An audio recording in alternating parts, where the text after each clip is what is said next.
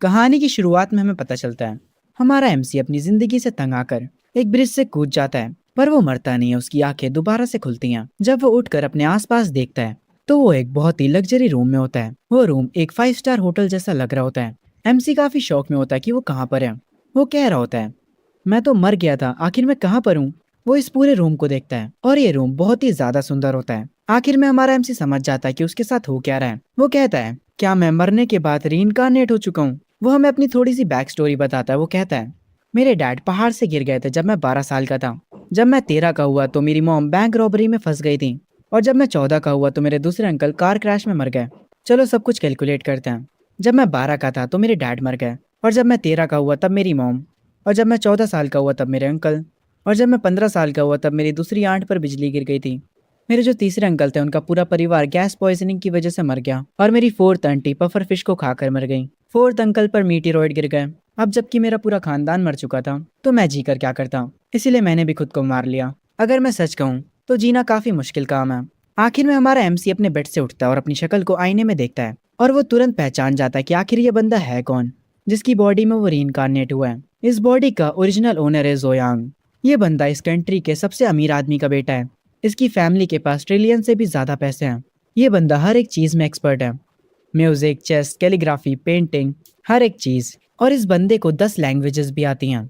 क्योंकि हमारे एमसी को उसकी बॉडी के ओरिजिनल ओनर की मेमोरीज मिल चुकी होती हैं। इसीलिए वो कहता है, ये बंदा हर एक चीज में जीनियस है, यहाँ तक कि बिजनेस में भी। पर इतना सब कुछ होने के बाद भी ये बंदा वर्जिन है। वैसे इसकी एक बुरी आदत भी है। हम देखते हैं इस बॉडी का जो मालिक था उसके रूम में किसी लड़की की एक बहुत बड़ी सी फोटो लगी होती है। एमसी ये देखकर कहता है, इस बंदे में बस एक ही खराबी थी, ये एक बहुत बड़ा लड़कीबाज था। ये एक ऐसी लड़की को पसंद करता था जिसको इसकी घंटा परवाह नहीं है। वो किसी और को पसंद करती है, पर फिर भी ये बंदा उस पर पैसे खर्च करे जा रहा था। इस चीज में ये एकदम भोंदू है। तभी एमसी, जिसे अब से हम जोयांग बोलेंगे, उसके सामने सिस्टम विंडो ओपन होती है। सिस्टम बताता है, सिस्टम का होस्ट उठ चुका है, बाइंडिंग प्रोग्रेस में है। ये देखकर जोयांग खुश हो जाता है और वो कहता है, जो मानवाज मैंने पढ़ी थी वो झूठ नहीं बोलती थी। रीइंकारनेट होने के बाद तुम्हें सिस्टम सच में मिल जाता है तो ये सिस्टम मेरे किस काम आएगा। क्या ये सिस्टम मुझे कोई टाइकून बना देगा, या तो ये मुझे लाइफ को एंजॉय करने पर स्ट्रांग बना देगा। पर तभी उस सिस्टम से एक छोटी सी स्प्रिट निकल कर आती है जो जोयांग से कहती है, अरे रुक जाओ, तुम गलत सोच रहे हो। तुम्हें गलत सिस्टम मिल गया, मैं अभी इसे ठीक करता हूँ। जोयांग अपना चश्मा ठीक करते हुए कहता है, ये सिस्टम तो काफी अजीब है। वो स्प्रिट कहती है, रुको, मुझे इस सिस्टम को दोबारा से चालू करने दो। फिर वो स्प्रिट सिस्टम को कंप्लीट कर देता है। वो बताता है, ये एक अल्टीमेट विलेन सिस्टम है। ये देखकर जोयांग निराश हो जाता है और वो कहता है, मुझे नहीं चाहिए ये सिस्टम, हटा लो इसे। वो स्पिरिट उसे समझाते हुए कहता है, अरे रुक जाओ, तुम इस सिस्टम की मदद से प्रोटोगोनिस्ट का लक चुरा सकते हो और इसकी मदद से तुम्हें पावर भी मिलेगी और तुम्हें डिवाइन स्किल्स और ट्रेजर्स भी मिल सकते हैं। वो स्पिरिट अपने हाथ जोड़ने लगता है। जोयांग हंसता है और कहता है, अरे यार, मेरे पास ऑलरेडी बहुत सारा पैसा है, मुझे कोई ज़रूरत नहीं है इस सिस्टम की और ना ही स्ट्रॉन्ग बनने की। और जो भी मेन कैरेक्टर बनने के लिए चूज़ किया गया है मुझे उससे नहीं भिड़ना। वो स्पिरिट बताता है, पर ये एक कल्टीवेशन वर्ल्ड है। जुयांग हंसते हुए कहता है, तो क्या हुआ। वो स्पिरिट बताता है, स्पिरिचुअल एनर्जी जल्दी अवेकन होने वाली है क्योंकि तुम्हारे पास कोई भी पावर नहीं है और तुम्हारे पास बहुत सारा पैसा है, तो इसकी वजह से बहुत सारे लोग तुम्हें टारगेट कर सकते हैं। जोयांग उसके माथे पर टैप करते हुए कहता है, हाँ ठीक है, मैं समझ गया, फिर भी मैं अपनी इस लाइफ को एंजॉय करूंगा। अगर कुछ बुरा होता है तो जो मेन कैरेक्टर है वो सारी चीजें संभाल लेगा, मेरे से उम्मीद मत रखना। वो स्प्रिट थोड़ा निराश होकर कहता है, ये मुझे कैसा अजीब सा होस्ट मिला है, लेजी कहीं का। तभी सिस्टम पर नोटिफिकेशन आती है, स्टार्टर पैक को ऑटोमेटिकली सेंड कर दिया गया है। मास्टर लेवल की कल्टीवेशन होस्ट की बॉडी में इंस्टॉल कर दी गई है। और जैसे ही सिस्टम हटता है हम देखते हैं जुयांग की बॉडी के चारों तरफ अजीब सी लाइट घूम रही होती है और इससे उसे पावर अप मिल जाता है। जुयांग कहता है, तुमने ये सिस्टम मुझे जबरदस्ती पकड़वाया है, पर ये बात को अपने दिमाग में डाल लो, मैं तुम्हारे लिए काम नहीं करने वाला। वो स्प्रिट जोयांग को देखता है। वो बेचारा भी अपने मन में सोच रहा होगा कैसा होस्ट मिल गया उसे। वही लाइटनिंग जोयांग के हाथों के पास से भी निकलती है। जोयांग मजे से जाकर चेयर पर बैठ जाता और कहता है, अगर मैं ताकतवर बन गया तो इसका मतलब है मैं और ज्यादा रिलैक्स कर पाऊंगा, और अगर कुछ भी गलत होता है तो मैं वहां से भाग जाऊंगा। कोई भी मेरे इस लाइफ के एंजॉयमेंट को खराब नहीं कर सकता, मैं मजे से चिल करूंगा। तभी उसके रूम के डोर पर नॉक होता है और हम देखते हैं जोयांग का बटलर गेट खोलकर अंदर आता है। वो आते ही कहता है, यंग मास्टर, आप जाग चुके हैं, आप आज कहाँ जाना चाहेंगे, स्कूल में या फिर ऑफिस में।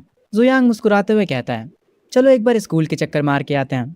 जोयांग उठता है और चलते हुए कहता है, स्कूल में मैं थोड़ी एक्टिंग की प्रैक्टिस कर लूंगा कि मुझे कैसे रहना है। कॉलेज क्लासेस काफ़ी इजी होती हैं। मैं आराम से उन क्लासेस के बीच सो सकता हूँ और जितना ज़्यादा हो सके मुझे मेन कैरेक्टर से दूर रहना है, उसी में मेरी भलाई है। वो बटलर जोयांग से कहता है। मैं समझ गया यंग मास्टर, मैं कार को रेडी करवाता हूँ। आखिर में वो बटलर अपने मन में कहता है। यंग मास्टर चेनलू का पीछा नहीं छोड़ पा रहे हैं। चेनलू उसी लड़की का नाम है जिसकी हमने अभी बड़ी सी फोटो देखी थी। आगे वो बटलर कहता है, आज चेनलू भी शायद स्कूल में आएगी। शायद से यही रीज़न है कि यंग मास्टर आज स्कूल जाना चाह रहे हैं। जोयांग अपने बटलर से कहता है। वैसे वो इस बटलर को अंकल यान बुलाता है, तो हम भी इन्हें वही बुलाएंगे। खैर जोयांग कहता है, अंकल यान सारी चीज़ों को नॉर्मल रखिएगा। मैं नहीं चाहता आप कोई सुपर कार उठा लें और हर कोई मेरी कार को देखे। अंकल यान कहते हैं, परेशानी की कोई बात नहीं है यंग मास्टर, मैं हर एक चीज़ को हैंडल कर लूंगा। तभी सीन शिफ्ट होता है। जोयांग अपने बंगले से बाहर आता है और वो कार के पास जाकर कार को देखता है और कहता है, अंकल यान को ये कार कहाँ से नॉर्मल लगी। अंकल यान असल में बहुत ही ज्यादा एक्सपेंसिव कार लेकर आए होते हैं। वो आगे उस कार का गेट खोलते हैं और कहते हैं, यंग मास्टर असल में हमारे पास सबसे चीप यही कार थी। ब्रो व्हाट, अगर ये चीप है तो एक्सपेंसिव कौन सी होगी। खैर ये सुनने के बाद जोयांग अपने माथे पर हाथ रख लेता है और अपने मन में कहता है, तो अमीर लोग सबसे चीप कार इसे कहते हैं। वाओ। खैर आगे वो कार में बैठ जाता है और स्कूल की तरफ निकल पड़ता है। वो जिस भी रोड से गुजर रहा था, सारी पब्लिक का ध्यान उसकी कार पे जा रहा होता है। वो लोग इस कार को देखकर काफी हैरान होते हैं। सारे लोग एक ही बात कर रहे होते हैं, आखिर ये किस अमीर आदमी की कार है। जोयांग कार में बैठा हुआ कह रहा होता है। लोग कहते हैं उन्हें सुबह सुबह ट्रैफिक मिलता है, पर मुझे तो नहीं मिला। तभी उसके सिस्टम की स्प्रिट वापस से बाहर आता है और वो कहता है, होस्ट मुझसे बात करो, मैं तुम्हारा सिस्टम हूँ। पर जोयांग इस सिस्टम की बातों पर ध्यान नहीं देता। वो इस कार में मजे से बैठा होता है। पर तभी इन लोगों को रास्ते में ट्रैफिक मिल जाता है। जब जोयांग ये ट्रैफिक देखता है तो वो तुरंत कार से उतर जाता है। वो अंकल यांग से कहता है, आप घर वापस चले जाइए। जिस हाई स्कूल में मैं जा रहा हूँ वो मोडू यूनिवर्सिटी के करीब में है, तो मैं वहाँ पैदल चला जाऊंगा और इससे मेरी एक्सरसाइज भी हो जाएगी। ये कहकर जोयांग वहाँ से निकल जाता है। जोयांग वॉक करते करते जा रहा होता है और अपने मन में कह रहा होता है, मेरी पिछली जिंदगी बहुत ज्यादा टफ थी। हर दिन मैं टेंशन में रहता था, पर अब मैं अमीर भी हूँ और ताकतवर भी। इसीलिए टाइम आ गया लाइफ को एंजॉय करने का। आखिर लाइफ मजे करने के लिए ही तो होती है। पर तभी उसकी नजर कहीं और चली जाती है। वो एक लड़की को रोते हुए देखता है जो कि कीचड़ में सनी होती है। वो नदी के बहुत पास बैठी होती है और रोते हुए कह रही होती है, क्यों, आखिर सब मुझे ही परेशान क्यों करते हैं। आखिर मैंने उनके साथ क्या गलत करा है। तभी सीन शिफ्ट होता है एक दूसरे बंदे पर। उसकी भी आंखें अचानक से खुली होती हैं। वो कहता है, मुझे लगा था मैं मर गया हूँ। वो अपने हाथों को चेक करता है। वो अपने आसपास की जगह को भी देखता है। आगे फिर वो अपनी जेब से फोन निकालता है और आज की डेट देखता है, जिसे देखकर वो हैरान रह जाता है। वो कहता है, ये तो 30 साल पहले का समय है। मैं सच में टाइम में पीछे आ गया हूँ। वेट, आज की डेट क्या है। अरे नहीं, मेरी बहन। वो तुरंत भागने लगता है अपनी छोटी बहन के पास जाने के लिए। वो कह रहा होता है, तुम कुछ भी मत करना, तुम्हारा बड़ा भाई वापस आ गया है, तुम बस ठीक रहना, मैं बस जल्दी ही पहुंच जाऊंगा। तभी सीन वापस से जोयांग के ऊपर शिफ्ट होता है। वो उस लड़की के पास आकर बैठ जाता है और कहता है, क्या तुम्हें कोई बुली कर रहा है। मुझे बताओ, मैं सब कुछ संभाल लूंगा। वो लड़की कहती है, कोई भी मेरी मदद नहीं कर सकता, कोई भी मुझसे अच्छे से बात नहीं करता। मेरी पूरी जिंदगी ही एक मिस्टेक है, मेरी वजह से बस लोग परेशान होते हैं। ये सुनने के बाद जोयांग कहता है, तो तुम इन्हीं रीजंस की वजह से मरना चाहती हो। तुम नदी के पास खड़ी हो, क्या तुम नदी में जंप करने का सोच रही थी। मेरी बात सुनो, मैं तुम्हें बताता हूँ क्या होगा। जब लोग डूब जाते हैं तो तुम्हें पता उनके साथ क्या होता है। उनकी जो बॉडी होती है वो बैलून जैसे पानी पर तैरती रहती है और वो चीज काफी ज्यादा वियर्ड और अगली लगती है। और अगर तुम यहाँ पर मर जाती हो तो तुम्हारी बॉडी 24 घंटों तक तो ऊपर ही नहीं आएगी, और जब वो ऊपर आएगी तब सारे लोग उसे देखकर डर जाएंगे। वैसे तुम किसी और तरीके से भी मर सकती हो। तुम प्रिंसिपल ऑफिस के रूफ से क्यों नहीं कूद जाती। जैसे ही तुम ये करती हो तुरंत न्यूज बन जाएगी। जोयांग भाई, ये कौन सा तरीका है मोटिवेट करने का। खैर आगे जोयांग कहता है, अरे यार मैं क्या बकवास कर रहा हूँ। वो लड़की जोयांग से कहती है, क्या आप पागल हो थोड़े से। जोयांग कहता है, अरे कुछ नहीं, मैं अब ठीक हूँ। जोयांग आगे एक चॉकलेट निकालता है और उस लड़की को देते हुए कहता है, मेरा नाम जोयांग है, अगर तुम्हें कोई मदद चाहिए तो मैं यहाँ पर हूँ। वो लड़की उस चॉकलेट को लेकर खाने लगती है और जोयांग को थैंक यू बोलती है और वो उसे अपना नाम बताती है। मेरा नाम लिनियो है, मैं स्पेशल फ्रेशमैन क्लास से हूँ। जोयांग लिनियो को अच्छे से देखता है और अपने मन में कहता है, स्पेशल क्लास तो अमीर बच्चों के लिए होती है। अब मुझे समझ आया वो लोग इससे बुली क्यों कर रहे हैं। जोयांग लिनियो से कहता है, मुझे सच बताओ, क्या स्पेशल क्लास के लोग ही तुम्हें बुली कर रहे हैं। लिनियो कहती है, हाँ, मेरा परिवार गरीब है, मैं टॉप ग्रेड्स की वजह से इस स्कूल में आई हूँ, इसीलिए वो मुझे हमेशा परेशान करते हैं। वो मेरे होमवर्क की कॉपी भी फाड़ देते हैं, यहाँ तक कि मुझे मारते भी हैं और मुझे सबके सामने घुटनों पर बैठाकर मेरा मजाक उड़ाते हैं। मेरे पीठ पीछे मेरे बारे में रूमर्स फैलाते हैं और मुझे वर्थलेस लो लाइफ कहते हैं। ये कहते ही लिनियू जोरों से रोने लगती है। ये सुनकर जोयांग को थोड़ा गुस्सा आता है। वो गुस्से में कहता है, उनकी हिम्मत कैसे हुई। वो लिनियू का हाथ पकड़ता है और कहता है, चलो चलते हैं तुम्हारे क्लास में और उन लोगों को सबक सिखाते हैं। ये सुनने के बाद लिनियू कहती है, नहीं प्लीज ऐसा मत करो, उनकी फैमिली काफी ज्यादा पावरफुल है। भाई तू कह भी किससे रही है, उसकी फैमिली इस कंट्री में सबसे ज्यादा पावरफुल है। जुयांग कहता है, मेरी बात सुनो, अभी के लिए मैं तुम्हारा बॉस हूँ, चलो देखते हैं कौन मेरी फैमिली से ज्यादा पावरफुल है। जोयांग अपने मन में कह रहा होता है, मैं मेन कैरेक्टर से तो नहीं भिड़ूंगा, पर इन बेकार के बच्चों को तो संभाल ही सकता हूँ। आगे से ही शिफ्ट होता है क्लासरूम में। सारे बच्चे आपस में मजे कर रहे होते हैं। वो लोग कुछ लोगों को बुली भी कर रहे होते हैं।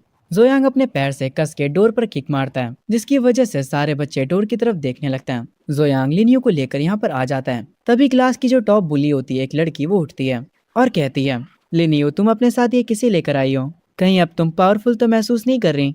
क्लास के सारे लोग बातें करने लगते हैं और कहते हैं, शिनली अब पक्का लिनियो को और परेशान करेगी। ये सुनने के बाद लिनियो अपने मन में कहती है, ब्रदर जोयांग भी मेरी वजह से फंस जाएंगे।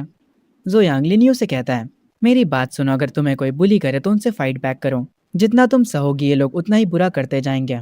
ये सुनने के बाद लिनियो अपने मन में कहती है, ब्रदर जोयांग सच में कमाल के हैं। जोयांग आगे उसी टॉप बुली के पास जाता है और उससे कहता है, तो तुम हो यहाँ की बॉस, तुमने ही सबसे पहले लिनियो को बुली करना स्टार्ट किया था। वो लड़की कहती है, हाँ मैंने ही करा था, मेरा नाम शिनली है, मैंने ही उसे बुली करा। अब बताओ तुम क्या कर सकते हो, तुम मेरा क्या ही बिगाड़ सकते हो, तुम्हें पता मेरा कजन कौन है। इसकी और बातें सुनने से पहले ही जोयांग एक कस के थप्पड़ लगाता है इसके। ये लड़की जमीन पर गिर जाती है। जोयांग कहता है, अगर तुम्हारा कजन कोई राजा महाराजा भी है तब भी मैं तुम्हें मारने वाला हूँ। ये सुनने के बाद शिनली काफी गुस्सा हो जाती है और कहती है, तुम्हारी हिम्मत कैसे हुई, मेरी कजन चेनलू है, तुम उसे जानते हो, वो इस कंट्री के सबसे अमीर फैमिली के साथ बहुत क्लोज है, वो जू फैमिली के वारिस के साथ काफी क्लोज है, मुंह बंद कर लो, वो वारिस यही है। खैर ये कहकर शिनली हंसने लगती है और कहती है, अब तो तुम गए, तुम्हें कोई नहीं बचा सकता। जोयांग जब ये बात सुनता है तो उसे इस बॉडी के ओरिजिनल ओनर की मेमोरीज याद आती हैं। वो अपने मन में कहता है, इस लड़की ने चेनलू कहा, जिसके पीछे इस बॉडी का मालिक पागल था। वो सोच में पड़ जाता है और उस लड़की को लगता है कि जोयांग डर गया। वो उठती है और कहती है, लगता है तुम्हें पता चल गया कि मेरी कजन और जोयांग फैमिली कितनी क्लोज है। अभी मेरे सामने घुटनों पर आओ और मुझसे माफी मांगो, वरना मैं तुम्हारी लाइफ को बर्बाद कर दूंगी। जोयांग वापस से इस लड़की के एक और थप्पड़ कस के लगाता है। वो लड़की शॉक हो जाती है। जोयांग कहता है, तुम्हें लगता है मैं तुम्हारी रिस्पेक्ट करूंगा। जोयांग अपनी पॉकेट से अपना फोन निकालता है और उसे अपना सोशल मीडिया अकाउंट दिखाता है और कहता है, अपनी आंखें खोलो और देखो मैं कौन हूँ। ये देखकर वो लड़की हैरान पड़ जाती है। वो कहती है, आप तो जोयांग हो। उस लड़की का बिहेवियर तुरंत पलट जाता है। वो मुस्कुराते हुए कहती है, अरे जोयांग, आपको पता है मेरी कजन चेनलू है, हम सब एक परिवार ही तो हुए। ये सुनने के बाद जोयांग इस लड़की को एक और थप्पड़ लगाता है और कहता है, अपना मुंह बंद रखो, तुम अपने आप को मेरा परिवार बता भी कैसे रही हो। और अगर हम बात करें चेनलू की, तो भाड़ में जाए वो, मुझे उसकी परवाह नहीं है, क्योंकि अब पूरी क्लास को पता चल चुका है कि जोयांग है कौन। उन सब की फट जाती है। वो लोग कह रहे होते हैं, जू फैमिली इस कंट्री की सबसे टॉप फैमिली है। तभी यहाँ पर टीचर आता है और पूछता है, तुम हो कौन। जोयांग कहता है, तुमने पूछा मैं कौन हूँ, मैं जोयांग हूँ, जाओ और मेरे बारे में पता करो, क्या अब मैं इस मामले को सेटल कर सकता हूँ। जोयांग सारे स्टूडेंट्स से कहता है, जाओ और अपने माँ बाप से कह दो कि आज रात वो मेरे घर आए, ताकि हम डिस्कस कर सके कि तुम लोगों ने लिनियो के साथ क्या किया है। और अगर किसी के माँ बाप नहीं आए तो तुम लोग जानते हो ना मैं क्या कर सकता हूँ। जोयांग लिनियो का हाथ पकड़ता है और उसके सर पर हाथ रख के कहता है, लिनियो मेरी छोटी बहन है, अगर किसी ने दोबारा से हिम्मत करी इसे टच भी करने की तो मैं उन्हें खत्म कर दूंगा। ये सुनते ही पूरे क्लास में हड़कंप मच जाती है। एक लड़की कहती है, लिनियो का बड़ा भाई जू फैमिली का एल्डेस्ट सन है, लिनियो का बैकग्राउंड तो काफी ज्यादा खतरनाक है, अगर ये इतनी ही पावरफुल फैमिली से बिलोंग करती थी तो इसे हमें पहले बताना चाहिए था। एक लड़का पीछे से कहता है, अब हम गए, हमें कोई नहीं बचा सकता, हमने जो फैमिली से पंगा ले लिया है, क्या मेरे डैड की कंपनी अब बर्बाद हो जाएगी। नहीं नहीं, ये नहीं हो सकता। दूसरी लड़की अपने घुटनों पर गिर जाती है और कहती है, अगर मुझे पता होता लिनियो का बैकग्राउंड ऐसा है तो मेरी कभी औकात नहीं होती इसे परेशान करने की। तभी क्लासरूम में वही पर्सन भागते हुए आता है जिसे हमने कुछ देर पहले देखा था। वो यहाँ का माहौल देखकर हैरान हो जाता है और असल में वो जिस छोटी बहन के बारे में बात कर रहा था वो छोटी बहन लिनियो ही होती है। वो तुरंत लिनियो के पास जाता है और उससे पकड़कर कहता है, लिनियो क्या तुम ठीक हो, तुम्हें कहीं चोट तो नहीं लगी ना। अपने भाई को देखकर वो खुश हो जाती है और कहती है, भाई पर तुम यहाँ पर क्या कर रहे हो। वो अपनी छोटी बहन को गले लगा लेता और कहता है, तुम्हारा बड़ा भाई अब वापस आ चुका है, मैं तुम्हें देखकर काफी खुश हूँ। लिनियो का बड़ा भाई अपने मन में कहता है, अच्छा हुआ कि लिनियो ठीक है, मेरी पिछली जिंदगी में इसने पानी में कूदकर सुसाइड कर लिया था, जिसकी वजह से मैं पागल हो गया था और मैंने सबसे रिवेंज लेने की कोशिश करी, पर आखिर में किसी ने मुझे गोली मार दी। मैंने एक्सपेक्ट नहीं करा था कि मैं टाइम में वापस आ जाऊंगा। ये काफी अच्छा हुआ। तभी अचानक से जुयांग के सिस्टम पर नोटिफिकेशन आती है। आपके पास एक एपिक लेवल का मेन कैरेक्टर डिटेक्ट किया गया है। सिस्टम की स्प्रिट तुरंत बाहर आ जाती है। वो जुयांग से कहती है, होस्ट मेन कैरेक्टर को अपने नीचे दबा दीजिए और उसका सारा लक चुरा लीजिए। इस मौके को बिल्कुल भी गवाइएगा मत, ऐसा मौका दोबारा नहीं आने वाला। जुयांग ये सुनकर शॉक हो जाता है। वो अपने मन में कहता है, ये नहीं हो सकता, एक रैंडम लड़की का भाई मेन कैरेक्टर है। अरे यार, मेरी किस्मत ही खराब है, पहले दिन ही एमसी के सामने आ गया। आगे ये तीनों स्कूल से बाहर आ जाते हैं। लिन यू जोयांग को अपने भाई से मिलवाती है। ब्रदर जोयांग, ये मेरा बड़ा भाई है लिन फैंग। लिन फैंग जोयांग से हाथ जोड़कर कहता है, मेरी बहन का साथ देने के लिए तुम्हारा शुक्रिया। मैं तुम्हारा शुक्रगुजार हूँ। अगर तुम्हें कभी भी किसी चीज़ की भी नीड हो, बस मुझे बता देना। जोयांग अपनी सिस्टम स्पिरिट से पूछता है, ओए बच्चे, मुझे बता कि लिन फैंग का मेन कैरेक्टर कौन से टाइप का है। स्पिरिट मुस्कुराते हुए कहता है, अरे ये आगे चलकर एक एम्परर बनेगा, वो भी काफ़ी स्ट्रॉन्ग। ये सुनने के बाद जोयांग कहता है, अरे नहीं, मुझे इन लोगों से दोस्ती नहीं बढ़ानी। और ये कहते ही जोयांग बहुत ही तेज़ी से यहाँ से भागने लगता है। सिस्टम स्पिरिट गुस्सा होता है और कहता है, होस्ट वहीं रुक जाओ, आखिर तुम भाग क्यों रहे हो? अभी वो बस एक नॉर्मल बंदा है, तुम भाग क्यों रहे हो? इसे आकर मारो। अरे वापस आकर इसे मारो। अरे तुम इतनी तेजी से भाग क्यों रहे हो? लिन फैंग जोयांग को भागते हुए देखकर कहता है, आखिर उसे हुआ क्या? वो अचानक से भाग क्यों गया? क्या मेरा चेहरा कुछ ज्यादा ही स्कैरी है? लिन यू कहती है, पता नहीं ब्रदर जोयांग, अभी तो ठीक थे, वो अचानक से भाग क्यों गए? तभी लिन फैंग को कुछ अजीब लगता है और उसकी आंखों के सामने भी सिस्टम एक्टिवेट हो जाता है। वो सिस्टम बताता है, ये एक जोयांग प्रोटेक्शन सिस्टम है जो अब आपसे जुड़ रहा है। इस सिस्टम का बस एक ही काम है, जोयांग को प्रोटेक्ट करना। अगर तुम उसे अच्छे से प्रोटेक्ट करते हो तो तुम परफॉर्मेंस बेस्ड अच्छे रिवॉर्ड्स अर्न कर पाओगे। न्यूबी गिफ्ट पैक आपको दिया जा रहा है। Congratulation host, peak grand master power unlock हो चुकी है। और जैसे ही सिस्टम अपनी बातों को फिनिश करता है, लिन फैंग के भी चारों तरफ से एक लाइट निकलने लगती है। वो उसके पूरे शरीर में घूमती है और उसे भी पावर अप मिल जाता है। लिन फैंग अपने मन में कहता है, कोई भी सिस्टम स्टार कॉन्टिनेंट में 3000 सालों से नहीं आया था, पर अभी मुझे एक सिस्टम मिल गया और ये एक्चुअली प्रोटेक्ट जोयांग सिस्टम है। मुझे जोयांग को प्रोटेक्ट करना है। क्या इस सिस्टम की जोयांग से कुछ डील हुई है? तभी सीन शिफ्ट होता है जोयांग पे, जो कि स्ट्रीट पे घूम रहा होता है। उसकी सिस्टम स्प्रिट उस पर गुस्सा करती है। वो कहती है, आखिर तुम कर क्या रहे हो होस्ट? जाओ और उससे लड़ाई करो। आखिर तुम किस बात से डर रहे हो? जोयांग कहता है, अरे बस भी करो यार, चुप रहो थोड़ा। क्या तुम्हें मेन कैरेक्टर से कोई दुश्मनी है? आगे जोयांग एक खाने की शॉप पर जाता है और कहता है, अरे बॉस, एक ग्रिल्ड सॉसेज तो करना और उसे थोड़ा ज्यादा स्पाइसी बनाना और उसमें बहुत सारी सॉस ऐड कर देना। उस शॉप का मालिक कहता है, मैं समझ गया, बस मुझे थोड़ा टाइम दो, मैं अभी इसे बनाता हूँ। जोयांग अपनी सिस्टम स्पिरिट से कहता है, हर मेन कैरेक्टर अच्छा नहीं होता। अगर वो सेल्फिश हुआ तो मैं उससे ज़रूर फाइट करूंगा, पर हमें थोड़ा दिमाग से चलना होगा। मैं हर एक मेन कैरेक्टर पे अटैक नहीं कर सकता जिसे भी मैं देखूं। क्या हो अगर इस चक्कर में मैं मर गया तो? मैं पहली बार इतना पागल सिस्टम देख रहा हूँ। ये सुनने के बाद वो सिस्टम स्पिरिट कहती है, ठीक है होस्ट, तुम जीत गए। तभी जोयांग का एक्स्ट्रा स्पाइसी सॉसेज तैयार हो जाता है। वो उसे खाते खाते आगे जाने लगता है और अपने मन में कह रहा होता है, मेरी पिछली जिंदगी में मैं कॉलेज नहीं जा पाया था। अगर मैं एग्जाम में फेल भी हो जाता हूँ तब भी इस लाइफ में मैं कॉलेज जाऊंगा। सीन शिफ्ट होता है जोयांग के कॉलेज पर। यहाँ पर काफी सारे स्टूडेंट्स होते हैं। जोयांग भी अपने कॉलेज को देखकर काफी खुश होता है। वो कहता है, टॉप कॉलेजेस सच में काफी बढ़िया होते हैं। मेरी कॉलेज लाइफ काफी बढ़िया होने वाली है। तभी जोयांग को यहाँ पर देखकर एक लड़की कहती है, ये मुझे फिर से यहाँ पर परेशान करने आ गया। और ये लड़की चेनलू होती है, जिसके पीछे इस बॉडी का असली ओनर पड़ा होता है। वो एक लड़के के साथ होती है और आगे वो कहती है, मैं तुमसे कई बार कह चुकी हूँ जोयांग, मैं तुम्हें पसंद नहीं करती। चेनलू को देखकर जोयांग अपने मन में कहता है, तो 3 सालों से इसके पीछे पागल था मेरी बॉडी का असली ओनर। अगर हम इसके लुक्स को नजरअंदाज कर दें तो इसकी पर्सनैलिटी तो बहुत ही बेकार है। क्या इस बॉडी का ओनर अंधा था?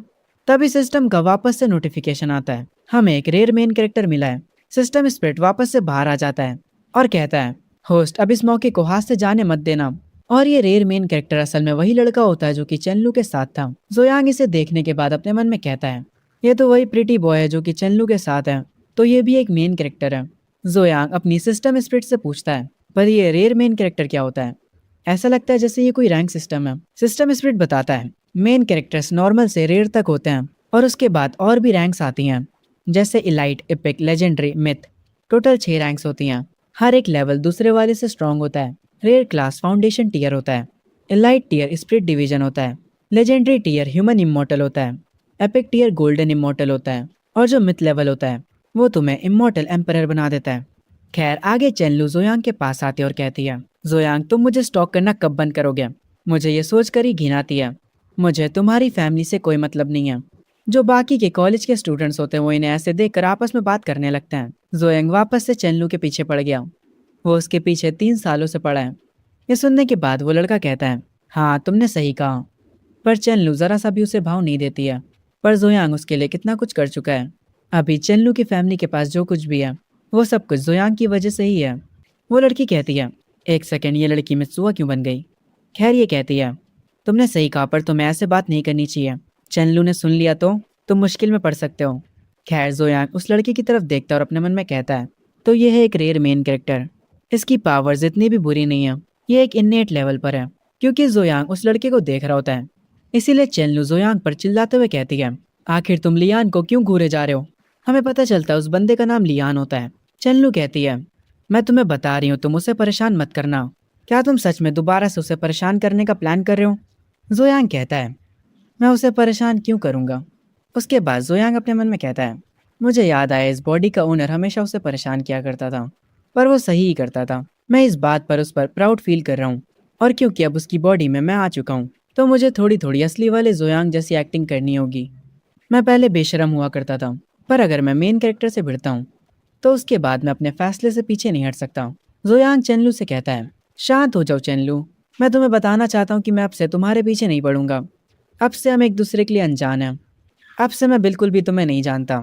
ये सुनने के बाद चेनलू हैरान हो जाती है और वो कहती है, तुम कहीं मुझसे मजाक तो नहीं कर रहे हो? चेनलू अपने मन में कहती है, ये अब से सच में मेरे पीछे नहीं पड़ेगा।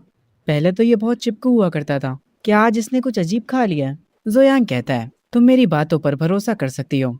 मैं अब से सच में तुम्हारे पीछे नहीं पड़ूंगा।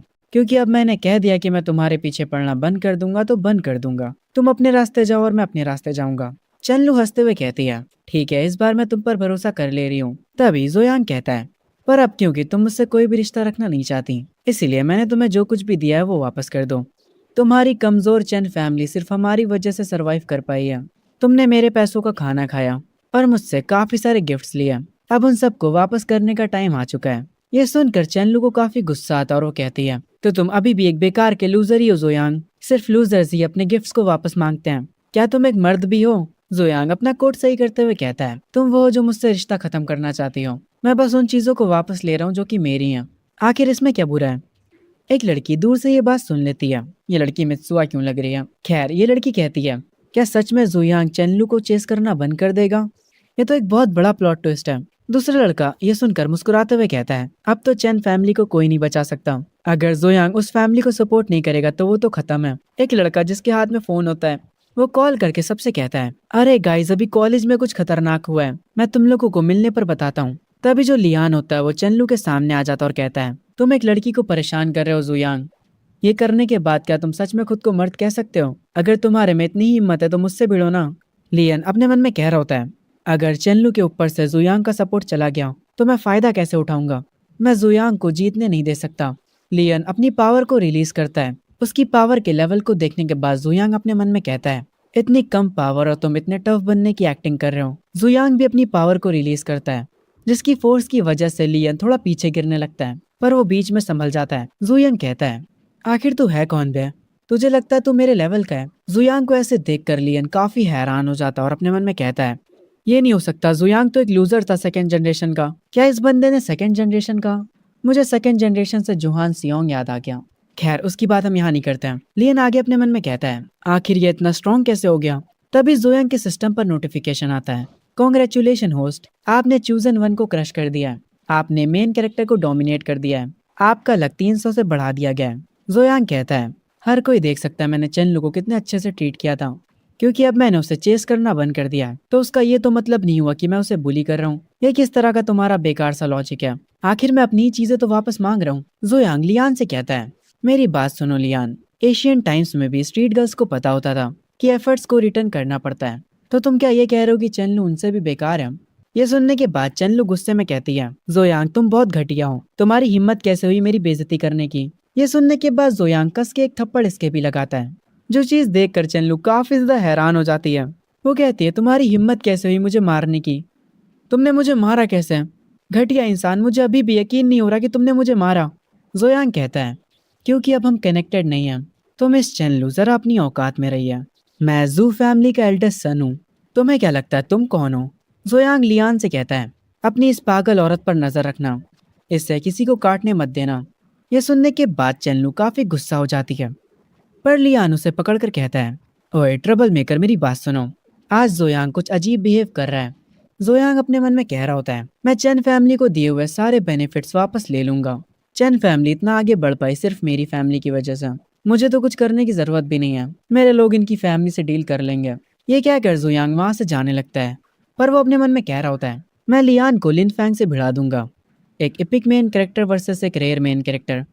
उनकी फाइट सोच कर ही मुझे काफी बढ़िया लग रहा है। तभी सिस्टम स्प्रिट वापस आ जाती है। वो जोयांग से कहती है, होस्ट तुम कहाँ जा रहे हो? चलो वापस कॉलेज चलते हैं और उस बंदे को और मार के आते हैं। तुमने अभी तक उसे अच्छे से मारा नहीं है। वापस चलो और उसे और मारो। ये कैसा सिस्टम है यार? खैर ये स्प्रिट आगे कहती है, क्योंकि तुम मेन कैरेक्टर से भिड़ना नहीं चाहते हो, पर इस बार तुम भिड़े, इसीलिए इस मौके का फायदा उठाओ और उसे और मारो और अपने लक पॉइंट्स को बढ़ा लो। खैर आगे जुयांग अपने सिस्टम से पूछता है, हे बच्चे मुझे एक बात बताओ, क्या मैं फ्यूचर में इमॉर्टल एम्परर बन सकता हूँ? सिस्टम स्प्रिट कहता है, हाँ हाँ तुम जरूर बनोगे, बस तुम्हें मेन कैरेक्टर्स को खूब मारना है। प्रीवियस एम्परर तो तुम्हारे आगे कुछ भी नहीं होगा। ये सुनने के बाद जुयांग कहता है, ठीक है तो मुझे प्रीवियस एम्परर के लेवल का बना दो, मैं बिल्कुल वाइल्ड बन जाऊंगा और जैसा तुम चाहते हो मैं सारे मेन कैरेक्टर्स को खूब मारूंगा। मैं तुम्हें सारी एक्सपी दे दूंगा, तो ये कैसा है? चलो भी यार अब इसके बारे में सोचो, चाहे फ्यूचर में या अभी मुझे इमॉर्टल एम्परर तो बनना ही है, तो हम लोग एक अलग रास्ते को ट्राई कर सकते हैं। मैं पहले एम्परर बनूंगा और फिर तुम्हारी मदद करूंगा ताकि तुम मेन कैरेक्टर्स का लक ले पाओ। लक पॉइंट्स तो सेम ही रहेंगे, इसीलिए मैं एम्परर की पावर को लॉस नहीं करूंगा। हमें दूसरे रास्ते पर ही चलना चाहिए। सिस्टम स्प्रिट ये सुनने के बाद कहता है, होस्ट क्या तुम पागल हो गए हो? ठीक है तुम्हें जो करना है करो, अगर तुम्हें मेन कैरेक्टर से नहीं भिड़ना तो मत भिड़ो, तुम जीत गए मुझसे। सिस्टम स्प्रिट से ये सुनने के बाद जुयांग अपने मन में कहता है, अरे यार मैं अभी भी किसी को रेज बेट नहीं कर पाता हूँ। अगर मेरी जगह लुआ होता तो वो सिस्टम को इतना रेज बेट कर देता कि सिस्टम उसे तुरंत पावर दे देता। तभी जुयांग देखता है आगे रास्ते में एक जगह पर भीड़ जमा हुई होती है। वो कहता है, आखिर वहां पर क्या हुआ है? तभी हम उस भीड़ के बीच में देखते हैं एक बूढ़ा आदमी रास्ते में पड़ा होता है। सारे लोग उसे देख रहे होते हैं। जुयांग भी उस भीड़ के बीच में जाता है और वो उस बूढ़े आदमी को पहचान जाता है। वो अपने मन में कहता है, ये तो एक्स मेयर मिस्टर मू है। अरे यार ये सेटअप तो मुझे कुछ जाना पहचाना लग रहा है। ये पूरी स्टोरी मैंने किसी मानवा में पढ़ी थी। अगर ये वही मानवा है तो फिर प्लॉट के हिसाब से एक wild main character show up होने वाला है। जोयांग की ये कहते ही हम एक बंदे को भीड़ के बीच में देखते हैं जो कि अपने कंधों पर सब्जी लेकर आ रहा होता है। वो सारे लोगों से कह रहा होता है, साइड हटो। उसे देखते ही जोयांग का सिस्टम पॉपअप होता है। हमें एक रेयर लेवल का चाइल्ड ऑफ डेस्टिनी मिला है, यानी मेन कैरेक्टर। इसका नाम है चू लिंग टियान। सिस्टम स्प्रिट इस मेन कैरेक्टर को देखकर कहता है, होस्ट अभी काफी भीड़ है, इसीलिए चुपके से जाकर इसे मारने लगो। ये सिस्टम पागल है भाई। खैर इस बंदे को देखने के बाद जुयांग अपने मन में कहता है, क्या इस दुनिया में बहुत सारे मेन कैरेक्टर्स हैं? आखिर ये किस तरीके की दुनिया है? हर जगह मेन कैरेक्टर्स हैं। सिस्टम स्प्रिट बताता है, अरे इस दुनिया में इतने सारे मेन कैरेक्टर्स इसलिए हैं क्योंकि ये आखिरी दुनिया है। मैं ज्यादा डिटेल में नहीं बताऊंगा। होस्ट जाओ और उसे मारने लगो। जुयांग आखिरी दुनिया सुनकर कहता है, ये आखिरी दुनिया, इससे तुम्हारा क्या मतलब है? सिस्टम स्प्रिट उस बात को मजाक बोल देता और कहता है, अरे कुछ नहीं होस्ट, तुम जाकर चाइल्ड ऑफ डेस्टिनी को अपने नीचे दबा लो।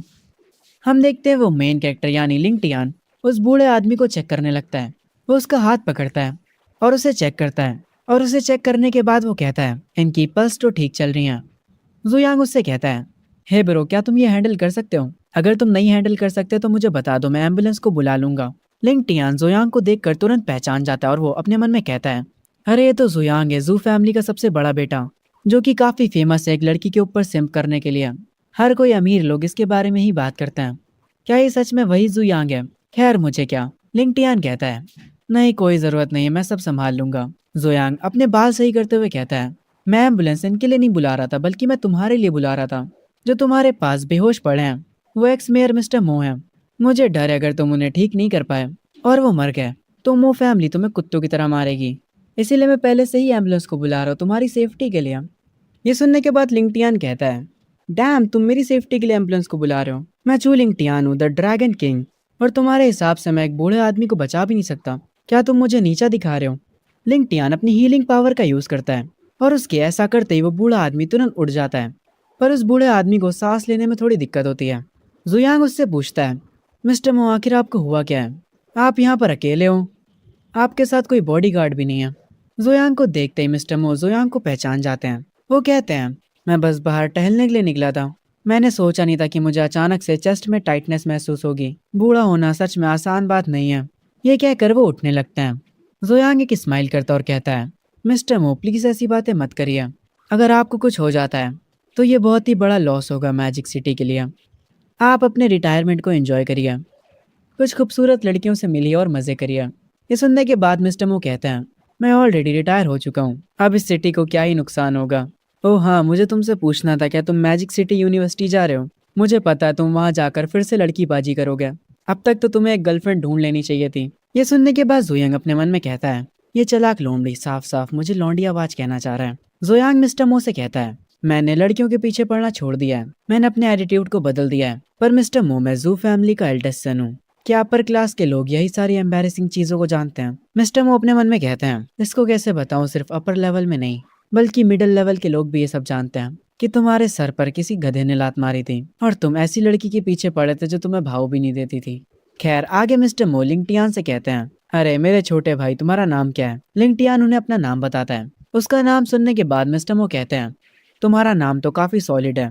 इस नाम का मतलब होता है कि तुम आसमान के लिए एम कर रहे हो। एक सेकंड रुको, ऐसा लगता है मैंने ये नाम पहले कहीं सुना है, जाना पहचाना लगता है। ये सुनने के बाद जुयांग अपने मन में कहता है, लिंगटियान नाम मुझे भी थोड़ा जाना पहचाना लग रहा है। मैंने ये नाम कहाँ सुना था, मुझे याद नहीं आ रहा। खैर आगे मिस्टर मो अपना फोन निकालते हैं और हंसते हुए कहते हैं, ये लड़का काफी अच्छा है और इसका दिल भी काफी अच्छा है। लिंगटियान तुम मुझे अपना कॉन्टैक्ट नंबर दो, ये हमारे फ्यूचर कनेक्शन के लिए अच्छा है। लिंगटियान अपना फोन निकालते हुए कहता है, कोई दिक्कत की बात नहीं है, मैं अभी आपको अपना कॉन्टैक्ट नंबर देता हूँ। ये कहते हुए लिंगटियान एक स्माइल करता है, जिसे देखने के बाद जुयांग कहता है, ये स्माइल ये भी काफी अपनी अपनी सी लग रही है, ये चीज काफी स्ट्रेंज है। मिस्टर मोस की स्माइल देखकर कहते हैं, इसकी स्माइल इतनी क्रीपी क्यों लग रही है? खैर अपना कॉन्टैक्ट नंबर देने के बाद लिंगटियान अपना फोन वापस से अपनी जेब में रख लेता है और अपनी सब्जियों को उठाकर यहाँ से निकल जाता है। और इसके जाते ही जुयांग को याद आ जाता है। वो अपने मन में कहता है, मुझे अब याद आया, ये तो क्रिकेट माउथ ड्रैगन किंग है, यान फैमिली का यंशियल लूजर सन इन लॉ, एक लेजेंडरी ड्रैगन किंग जिसने यान फैमिली में शादी करी थी। तभी से ही शिफ्ट होता है लिंगटियान के ऊपर। वो भागते भागते एक जगह पर रुक जाता है। वो थोड़ा हैरान होता है क्योंकि जुयांग से मिलने के बाद उसका भी सिस्टम एक्टिवेट हो जाता है और उसका सिस्टम भी लिन फैंग जैसा होता है। वो उसे जुयांग को प्रोटेक्ट करने के लिए कहता है। इस सिस्टम का भी बस एक ही काम होता है, जुयांग को प्रोटेक्ट करना। अगर तुम अच्छा करते हो तो तुम्हें रिवॉर्ड्स मिलेंगे। इसे भी बिगिनर पैक मिल जाता है। कांग्रेचुलेशन होस्ट, आपको पी ग्रैंड मास्टर पावर मिल चुकी है। और ये सब होते ही लिंगटियान की बॉडी के पास से भी अजीब लाइट निकलने लगती है जो कि उसे पावर अप दे देती है। सिस्टम को देखकर लिंगटियान काफी खुश हो जाता है और वो कहता है, ये तो एक सिस्टम है, मैं अब अमीर बन जाऊंगा। एक सेकंड को, मेरी वाइफ पहले से अमीर और खूबसूरत है, मैं ऑलरेडी अपने सपनों की जिंदगी जी रहा हूँ। लिंगटियान सिस्टम को देखकर कह रहा होता है, आखिर ये प्रोटेक्ट जुयांग वाला क्या सीन है? आखिर ये सिस्टम है क्या जुयांग और ये सिस्टम मुझसे कुछ छुपा रहा है? सिस्टम कहता है, सिस्टम तुम्हें एक्सप्लेन नहीं करने वाला, तुम बस अपने ड्रैगन किंग होने की ड्यूटीज निभाओ। और वैसे भी ड्रैगन किंग होना लॉ को ब्रेक करता है। ये देखने के बाद लिंगटियान कहता है, वैसे ये कह तो सही रहा है। एक सेकंड रुको, मैंने कभी भी लॉ को ब्रेक नहीं किया, तो फिर मैं क्यों डरूं? लिंगटियान भागते हुए जाने लगता और कह रहा होता है, मैं जुयान को प्रोटेक्ट करूं, मेरा कद्दू करे ये काम, मैं तो घर जाकर अपनी सुंदर सी बीवी के साथ डिनर करूंगा। और वैसे भी जुयांग पहले से स्ट्रांग है, तो उसे प्रोटेक्शन की क्या ही जरूरत। हम जुयांग को देखते हैं जो कि खड़ा होता है, तभी उसे पीछे से आवाज आती है, यंग मास्टर जुयांग, आप यहाँ पर क्या कर रहे हैं? जब जुयांग पलट कर देखता है तो ये लिन फैंग होता है जो कि उसे हाई करते हुए उसके पास आ रहा होता है। जुयांग कहता है, अरे ये तो ब्रदर लिंग फैंग है। लिन फैंग कहता है, आपका शुक्रिया यंग मास्टर जो, अगर आप ना होते तो पता नहीं मेरी बहन क्या कर चुकी होती। जुयांग कहता है, अरे कोई दिक्कत की बात नहीं है, जब मेरे बेकार के पेरेंट्स दुनिया घूम कर आ जाएंगे तब लिन्यू उन्हें अपना गॉड पेरेंट्स कह सकती है। मतलब जुयांग अपने मॉम डैड से लिन्यू को अडॉप्ट करवाएगा। ये सुनने के बाद लिन फैंग शॉक हो जाता और कहता है, तुम सच में ये करोगे? जुयांग लिन फैंग को पकड़ता और कहता है, जिन लोगों ने लिन्यू को बुली करा था उनके माँ बाप को मैंने आज अपने घर पर बुलाया है। लिन्यू को वहाँ पर होना जरूरी है और तुम्हारा भी, तुम उसे लेकर मेरे घर आ जाना।